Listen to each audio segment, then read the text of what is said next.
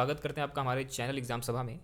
और आज से एक सीरीज़ मैं शुरू कर रहा हूँ, तो उसमें ये रहेगा कि हम 3 से 4 दिन का जो भी इम्पोर्टेंट आपका समाचार होता है या फिर इम्पोर्टेंट करंट अफेयर होता है, जो ऐसा लगता है कि आपके परीक्षाओं में, आने वाली परीक्षाओं में आपके संभव है ऐसी चीज़ें आना, तो उन सभी चीज़ों को यहाँ पे हम डिस्कस करेंगे। तो शुरू करते हैं उसी क्रम में आज का वीडियो। तो इसमें कुछ इंपॉर्टेंट न्यूज़ है, ठीक है, मतलब जो भी सबसे मोस्ट इंपॉर्टेंट मुझे लगा उसको मैंने यहाँ पे बताने की कोशिश की है। तो इसमें सबसे पहला है कि राजस्थान गवर्नमेंट के द्वारा अभी हाल ही में एक स्कीम चलाई गई है, जिसमें क्या किया गया है कि has launch a maternity benefit scheme for 4 districts under which the mother will get ₹6,000 for the second child. कहने का मतलब है कि राजस्थान गवर्नमेंट ने हाल ही में एक आपका मातृत्व जो लाभ स्कीम है, ठीक है, उस तरीके का एक स्कीम चलाया है, मातृत्व स्कीम चलाई है।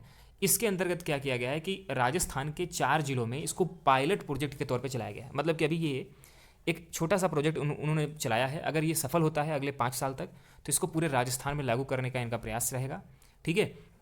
तो इसके अंतर्गत इसका नाम क्या रखा गया है इस स्कीम का? तो राजस्थान गवर्नमेंट इसका नाम रखा है इंदिरा गांधी मातृत्व पोषण योजना। तो इंदिरा गांधी मातृत्व पोषण योजना के नाम से इसको यहाँ पे रखा गया है।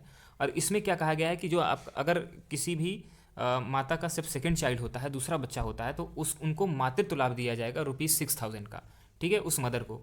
तो ये आपका इसके इंदिरा गांधी मातृत्व पोषण योजना के तहत इसको कवर किया जाएगा। और ये आपका स्टेट गवर्नमेंट की इंडिविजुअल योजना है, और इससे मतलब सेंट्रल गवर्नमेंट से कोई मतलब नहीं है, लेकिन सेंट्रल गवर्नमेंट ने लगभग इसी तरीके का एक योजना पहले से चला रखी है, तो ऐसा माना जा सकता है कि ये सेंट्रल गवर्नमेंट जैसा ही एक योजना है।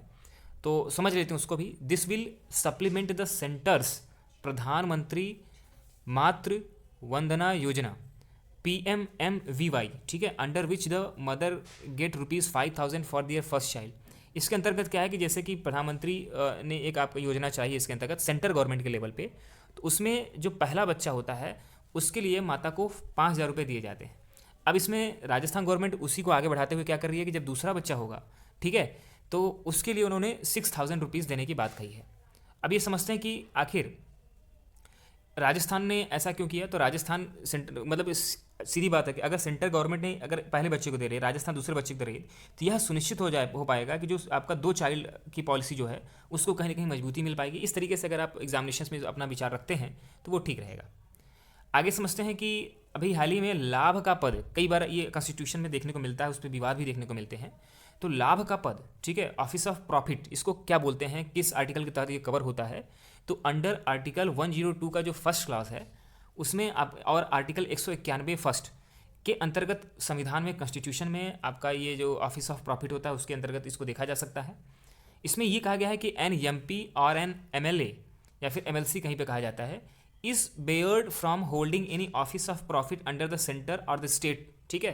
कहने का मतलब है कि इसमें ये कहा गया है कि ऑफिस ऑफ प्रॉफिट क्या होता है। अगर मान लीजिए आप MP हैं, सांसद हैं, या फिर आप विधायक हैं कहीं के, तो MP MLA हैं, तो इसमें यह बात देखी जा सकती है कि आप किसी अन्य, मतलब इस पद पर होते हुए आप किसी अन्य ऑफिस ऑफ प्रॉफिट के पद पर नहीं रह सकते। जैसे अभी हाल ही में जो केस हुआ उसमें यह है कि एक व्यक्ति है, या फिर मैं कहूँगा एक सांसद है, पार्लियामेंट का सदस्य है, वो क्या एक विश्वविद्यालय में बतौर प्रोफेसर नियुक्त था, ठीक है। तो उसके लिए वहाँ पे सवाल उठाए गए कि क्या ऐसा संभव है। तो उसके बाद सुप्रीम कोर्ट के इंटरवेंशन के बाद यह चीज़ मानी गई कि ये ऑफिस ऑफ प्रॉफिट के तहत आता है, उसका उल्लंघन माना जाता है, इसलिए उनको तुरंत किसी एक पद से हटने के लिए कहा गया, चाहे वो आप सांसदीय पद छोड़ दें। ऐसा तो कम ही देखने को मिलेगा। फिलहाल यहाँ पे सुप्रीम कोर्ट ने गाइडलाइन दिया है। तो मतलब ये समय समय पर जो भी चीज़ें विवाद होती हैं तो सुप्रीम कोर्ट जो होता है तो उसको इंटरवेन करके उसको ठीक करता है। अगला जो न्यूज़ आपके सामने है, financial space to promote trade ties between the India and Luxembourg. अभी हाल ही में क्या हुआ है, लग्जमबर्ग और इंडिया के बीच में एक स्पेस ट्राई हुआ है, मतलब स्पेस को प्रमोट करने के लिए कि हम किस तरीके से काम कर सकते हैं फाइनेंशियल, ठीक है, कैसे हम काम कर सकते हैं। जैसे कि आप ये समझिए, अभी भारत आत्मनिर्भर भारत की तरफ बढ़ रहा है, ठीक है, और वो चाहता है कि कुछ अन्य देश हमारे साथ हैं जो कि एक स्पेस क्रिएट करें इंटरनेशनल लेवल पे, जो कि इकोनॉमी से रिलेटेड हो, ठीक है, फाइनेंस से रिलेटेड हो। तो वही यहाँ पे आप कुछ टाई अप हुआ है।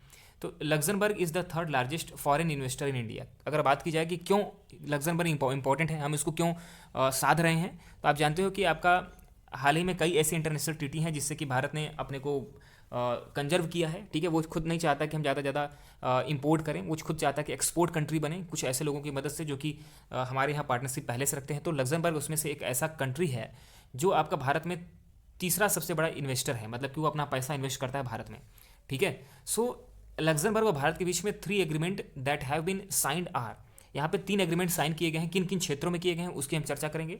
सो Luxembourg stock exchange with State Bank of India, जैसे हमारे भारत में स्टॉक एक्सचेंज होता है, जैसे कि हम बात करें तो निफ्टी होता है, इसी तरीके से बॉम्बे स्टॉक एक्सचेंज होता है, ये भारत का सबसे बड़ा स्टॉक एक्सचेंज है। तो कहने वाली बात यह है कि इसी तरीके से लग्जमबर्ग का जो स्टॉक एक्सचेंज है उसने एसबीआई के साथ मतलब टाई अप किया है। इसके साथ ये आपकी फर्स्ट ट्रीटी हो गई। और ट्रीटी का जो डिटेल है उसको तो मैं फिलहाल यहाँ पे कवर नहीं कर रहा हूँ, लेकिन अगर आप चाहते हैं तो कमेंट सेक्शन में बता सकते हैं, तो उसको हम अलग से कवर करेंगे। So Luxembourg stock exchange with the India International Stock Exchange, Bharat ने क्या किया है कि इंटरनेशनल लेवल पे जो भी आपका व्यापार करता है उसके लिए एक अलग से संस्था है जिसका नाम है INX, मतलब कि इंडिया इंटरनेशनल स्टॉक एक्सचेंज। तो उसका जो टाइप है उसके कुछ समझौते हुए हैं लग्जमबर्ग स्टॉक एक्सचेंज के साथ। तो मतलब लग्जमबर्ग का स्टॉक एक्सचेंज जो है वो SBI के साथ ट्रीटी करता है, INX के साथ ट्रीटी करता है। और उसके बाद आपका एक और है लग्जमबर्ग एंड इन्वेस्ट इंडिया, मतलब कि जो लग्जमबर्ग है तो उसमें एक वहाँ की कंपनी है lux innovation and invest India, मतलब इंडिया का एक मतलब इन्वेस्ट करने वाली एक संस्था है जिसका नाम है इन्वेस्ट इंडिया। इसके साथ साथ लग्जमबर्ग का एक इनोवेशन के लिए एक कंपनी है, कह सकते हैं संस्था है, उसका नाम है लक्स इनोवेक्स। तो इन दोनों ने मिलकर के एक टाई अप किया है। तो उम्मीद करता हूँ ये आपका क्लियर हो चुका होगा जो टाई अप हुए हैं। अब इसमें 5 आइज़ की बात आ रही है। 5 आइज़ क्या है, आप इसको इस ऑर्गेनाइजेशन को कैसे समझ सकते हैं? तो एक्चुअली क्या है कि इसमें 5 ऐसे विकसित देश हैं, विकसित देश ही कह लीजिए, जो कि पूरे इंटरनेशनल तौर पे निगरानी रखते हैं सुरक्षा से संबंधित, या फिर किसी देश में किस तरह की हलचल हो रही है, कौन से मतलब सुरक्षा को थ्रेट पहुँचाए जा रहे हैं, तो उन सभी बातों की जानकारी जो है एक समूह रखता है जिसमें कि 5 कंट्री यहाँ पे विद्यमान है। तो उसको 5 आइज़ के नाम से जानते हैं। सो इसको डिटेल में थोड़ा पढ़ने की कोशिश करते हैं। It is an intelligence alliance comprising Australia, Canada, New Zealand, United kingdom and United state. कहने का मतलब इसमें कि एक इंटेलिजेंस अलायंस बनाया गया है, मतलब इसमें ये लोग क्या करते हैं कि उनके पर्टिकुलर देश में जितने भी आपके यहाँ पे समूह देश हैं वो लोग क्या करते हैं कि आपस में इंटेलिजेंस से रिलेटेड कोई भी अगर इन्फॉर्मेशन को इंटरनेशनल लेवल पर मिलती है तो उसको साझा करते हैं। मतलब कि वो अपना इंटेलिजेंस की बात उनको साझा करते हैं, वो उनको साझा करते हैं। इससे क्या होता है कि वो पूरे विश्व में नज़र रख सकते हैं। तो इसमें कौन कौन सी कंट्री, एक बार मैं फिर से बताना चाहूँगा। तो देखो, ऑस्ट्रेलिया महाद्वीप से 2 कंट्री है, ऑस्ट्रेलिया और न्यूजीलैंड। कनाडा, आपका कनाडा हो गया, और यूनाइटेड स्टेट हो गया, और आपका नॉर्थ अमेरिका से हो गया। इसी तरीके से यूरोप से अगर बात करेंगे तो यूनाइटेड किंगडम हो गया। यही 5 देश हैं। अभी हाल ही में जापान भी कोशिश कर रहा था कि हमें भी 5 आइज़ में एंट्री मिले, लेकिन वहाँ पे बहुत से कारण हैं, क्योंकि उस तरीके का जापान जो है आपका कुछ इन्फॉर्मेशन जो है आपका बहुत उतना ज़्यादा मतलब कह सकते हैं कि उन पर विश्वास नहीं किया जा सकता 5 आइज़ के द्वारा। क्यों? क्योंकि उन्होंने तर्क ये दिया है कि क्योंकि आपका रसिया के साथ अच्छा टाइप है, चाइना के साथ टाइप है, और चाइना को काउंटर करने के लिए ही 5 आइज़ को बनाया गया है, मतलब जो बेसिक पर्पज है। इसलिए मतलब कि यहाँ पे देखने को मिल रहा है, यहाँ पे न्यूज़ में है ये। अब इसमें यह है कि these countries are the parties to multilateral UK-USA agreement. इसमें आपका UK-USA एग्रीमेंट किया गया है। इसमें क्या गया है कि a treaty for joint cooperation in signal intelligence. कहने का मतलब है कि अगर इंटरनेशनल लेवल पे कोई भी इंटेलिजेंस की बात आती है, उसकी खबर पहुंचनी होती है, तो ये ज्वाइंट रूप से काम करते हैं। अब बात करते हैं कि इसका ओरिजिन कब हुआ था, कैसे इन्होंने आपका यहाँ पे एक्सपांड किया, और आज की डेट में 5 आइज़ कहाँ पे है। तो इट बिगेंस इन 1946, 1946 में इसको स्टार्ट किया गया था। व्हेन द USA ने क्या किया था, UK के साथ एक मतलब साइन किया था, एग्रीमेंट साइन किया था, to an open exchange of intelligence on communication of foreign nations. विदेश के जितने भी राष्ट्र हैं, अगर उनकी कोई भी इंफॉर्मेशन मिलती है, तो इंटेलिजेंस इंफॉर्मेशन मिलती है, तो उसको एक दूसरे से आदान प्रदान करेंगे, ओपन एक्सचेंज करेंगे और अपने कम्युनिकेशन को बनाए रखेंगे। यही ट्रीटी 1946 में की गई थी। बाद में it was expanded when Canada join the alliance इन 1948। ये एक्सपांड हो गया, 3 आई बन गया। कब बना? 1948 में, जब कनाडा ने भी इसको ज्वाइन कर लिया। इसके बाद 1956 में ऑस्ट्रेलिया महाद्वीप के 2 देश, ऑस्ट्रेलिया और न्यूजीलैंड ने भी यहाँ पे उसको ज्वाइन कर लिया। तो उम्मीद करता हूँ ये आपको समझ में आ गया होगा।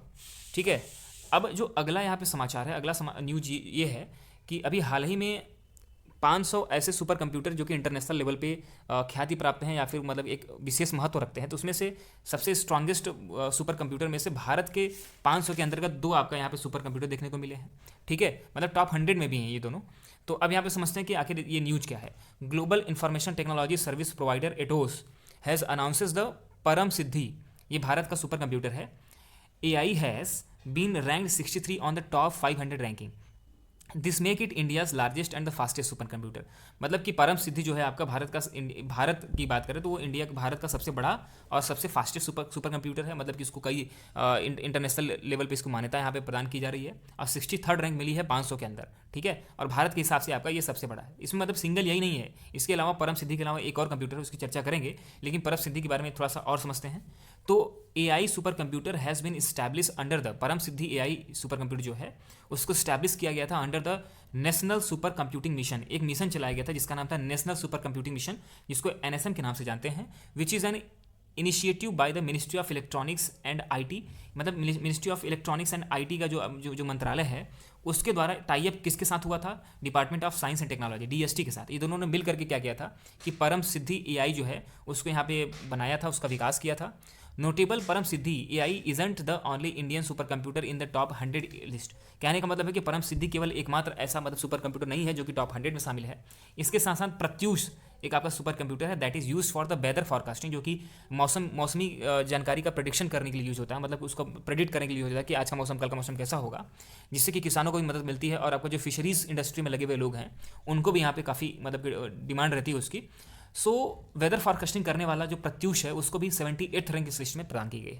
तो ये भारत के लिए गर्व का विषय है और ये हम समझ सकते हैं कि हाँ किस तरीके से हमारा जो साइंस एंड टेक है वो काम कर रहा है, अच्छा काम कर रहा है। ग्लोबल सुपर कंप्यूटर्स क्या है, मतलब ये संस्था कैसे काम करती है, तो इसमें टॉप 500 जो प्रोजेक्ट ट्रैक्स हैं जो कि मोस्ट पावरफुल सुपर कंप्यूटर्स हैं वर्ल्ड में, उनको पब्लिश किया जाता है हर साल 2 बार, मतलब ट्वाइस अ ईयर। मतलब कि एक साल में 2 बार इसको पब्लिश किया जाता है कि जितने भी आपके जो स्ट्रॉन्गेस्ट पावरफुल सुपर कंप्यूटर हैं तो इसमें आपका अलग अलग लिस्ट जारी होती है। तो इस बार 2 सुपर कंप्यूटर भारत के यहाँ पे शामिल किया गया। 63rd रैंक के साथ आपका परम सिद्धि नंबर 1 पे है। इसके साथ साथ प्रत्युष जो है आपका उसको 78th रैंक प्रदान की गई है, ठीक है। अब इसमें बात करते हैं कि नंबर 1 नंबर 2 पे कौन है। So Japanese super computer Fugaku जो है 442 पेटाफ्लॉप्स एंड IBM, आप इस IBM को जानते हो कि बहुत पुरानी कंपनी है, वो IBM समिट नाम का एक आप सुपर कंप्यूटर है 148.8 petaflops are the 2 most powerful supercomputers in the world according to the list. इस लिस्ट के हिसाब से टॉप 500 लिस्ट के हिसाब से मैंने फुगाकू जो कि आपका जापानीज सुपर कंप्यूटर है, इसके साथ साथ IBM की जो आपका मतलब US बेस्ड है, तो इसकी जो 2 super computer most powerful super computers हैं, ठीक है। अब बात करते हैं थोड़ा सा आगे, इसमें हम 2 टर्म्स को समझने की कोशिश करेंगे। अब यहाँ पे हम क्या कर रहे हैं कि हेल्थ से रिलेटेड, ठीक है। यहाँ पे मतलब कि जब सेंसस वगैरह किसी भी चीज़ का होता है, कोई रिपोर्ट आती है तो उसमें NMR, ठीक है, और यहाँ पे IMR, ये दोनों आपका जिसको IMR को इन्फेंट मोर्टेलिटी रेट बोलते हैं और नियोनेटल मोर्टेलिटी रेट आपका किसको बोलते हैं, NMR को। तो इन दोनों का यहाँ पे मैं डिफाइन करूँगा। तो NMR क्या होता है, is defined as number of death during the first 28 completed days of the life per 100 life birth in the given year of the period.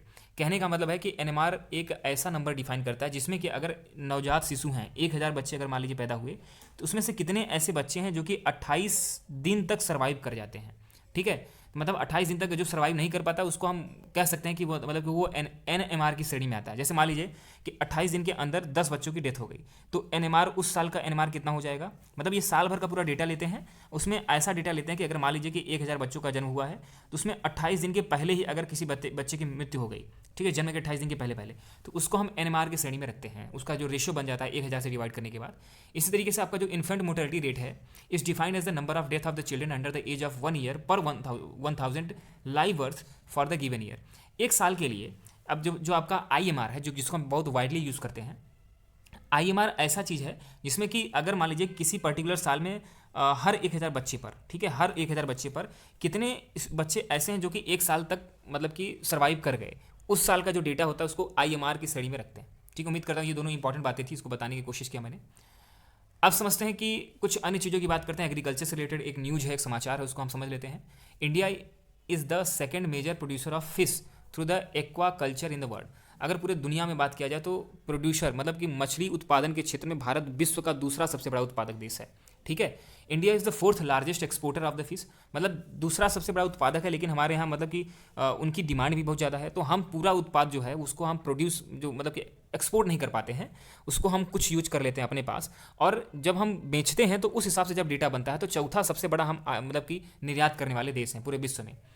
सो हम बात करें कि इसका कंट्रीब्यूशन कितना है, तो contribution 7.7% of the global fish production. अगर पूरे दुनिया में 100% फिश का प्रोडक्शन होता है तो 7.7%, 7.5% से भी ज़्यादा ग्लोबल फिश जो है वो प्रोड्यूस करने वाला भारत है। Fish constituted about 10% of total export from India. हमारे इंडिया में जितना भी एक्सपोर्ट आप देख रहे हो, जितना भी हम निर्यात करते हैं, उसमें से 10% हिस्सा जो है वो मछली उत्पादन का है। जो मछली बेचते हैं उससे 10% आपका यहाँ पे उसको यहाँ पे शामिल किया जाता है, एक्सपोर्ट किया जाता है। And almost 20% of the agriculture export इन 2017-18। कहने का मतलब है 2017-18 का आंकड़ा अगर देखा जाए तो लगभग एग्रीकल्चर एक्सपोर्ट जो भी हम करते हैं, जैसे गेहूँ चावल हो गया, मतलब कि कुछ भी जो भी चीज़ें, दूध डेयरी प्रोडक्ट हो गए, तो हम जो भी चीज़ें बाहर भेजते हैं उसमें से 20% केवल हम आपका मछलियाँ सप्लाई करते हैं पूरी दुनिया को। मतलब एग्रीकल्चर जितना भी हम, मान लीजिए कि 100 रुपये का हम एग्रीकल्चर प्रोडक्ट जो है आपका बाहर बेचते हैं, तो 20 रुपये का केवल मछली बेचते हैं। So the fisheries and aquaculture जो प्रोडक्शन है contribute around the 1% of India's GDP and overall 5% of the agriculture GDP of India. हमारे भारत का जीडीपी की बात करेंगे, ग्रॉस डोमेस्टिक जो आपका डोमेस्टिक प्रोडक्ट है, मतलब भारत देश के अंदर जितने भी प्रोडक्ट बनाए जाते हैं जिसको हम ओवरऑल उसको एक्सपोर्ट इंपोर्ट करते हैं, तो उसमें 1% जो है आपका यहाँ पे फिशरीज इंडस्ट्री का है, ठीक है, एक्वाकल्चर इंडस्ट्री का है। इसके साथ साथ अगर एग्रीकल्चर प्रोडक्ट की बात करें तो उसमें 5% हिस्सा जो है जीडीपी का, 5% एग्रीकल्चरल हिस्सा जो है वो आपका फिशरीज से आता है। अब इसमें बात किया जाए कि लगभग 28 मिलियन लोग जो है वो आपका फिशरीज इंडस्ट्री में आपका एम्प्लॉयड है। कहने का मतलब है कि 28 मिलियन का मतलब होता है लगभग 2.8 करोड़, मतलब कि 3 करोड़ के आसपास लोग केवल इस जो आपका मत्स्य उत्पादन का क्षेत्र है उस पर काम करते हैं। तो उम्मीद करता हूँ कि ये इंपॉर्टेंट समाचार था, इंपॉर्टेंट न्यूज़ से आपसे एग्जामिनेशन में ये फैक्ट पूछ सकते हैं, तो इसको आप याद रखेंगे। नेक्स्ट आपका एक है अपेक। तो अपेक जो समूह है उसके बारे में यहाँ पे डिटेल में यहाँ पे समझने की कोशिश करेंगे। तो इसको एशिया पैसिफिक इकोनॉमिक कोऑपरेशन कहते हैं। इसका मैं अलग से वीडियो बनाने की कोशिश करूँगा, फिलहाल मैं एक टू द पॉइंट आपको बताने की कोशिश करता हूँ। एशिया पैसिफिक इकोनॉमिक जो कोऑपरेशन है उसको 1989 में इस्टेब्लिश किया गया था। इसके 21 मेंबर हैं, इंडिया इसका मेंबर नहीं है, ठीक है। लेकिन इंडिया ने मतलब कि अभी हाल ही में रिक्वेस्ट भेजी है कि हम भी अपेक जो है एशिया पैसिफिक जो इकोनॉमिक कोऑपरेशन है उस पर उसका हिस्सा बनना चाहता है। उसके पीछे का वजह है कि इसमें कि ऐसे ऐसे स्ट्रॉन्ग कंट्री आती है, इसकी जीडीपी इतनी हाई है, कहने का मतलब पूरे विश्व के जीडीपी का इतना बड़ा कंट्रीब्यूशन अपेक के पास है कि उसमें शामिल होना एक बहुत बड़ी चीज़ है। और भारत एक इंटरनेशनल लेवल पे अपनी मतलब एक्सपोर्ट इंपोर्ट के लिए एक स्ट्रॉन्ग मैसेज दे सकता है। सो इसमें 21 मेंबर हैं और 59% ऑफ वर्ल्ड की जीडीपी ये कंट्रोल करते हैं और 49% ऑफ वर्ल्ड ट्रेड 2015 का के हिसाब से अगर बात किया जाए तो विश्व में जितना व्यापार होता है उसका 49% व्यापार केवल अपेक देश मतलब कि कंट्रोल करते हैं। मतलब अपेक देश में ऐसे ऐसे स्ट्रॉन्ग देश हैं। तो इंडिया ने भी रिक्वेस्ट किया है अपेक को कि हम आपके यहाँ शामिल होना चाहते हैं। तो फिलहाल इस वीडियो में इतना ही, और इसी तरह के जो आपका करंट अफेयर से रिलेटेड जो भी इंपॉर्टेंट न्यूज़ है, जो इंपॉर्टेंट समाचार है, उसको हम लाते रहेंगे। धन्यवाद।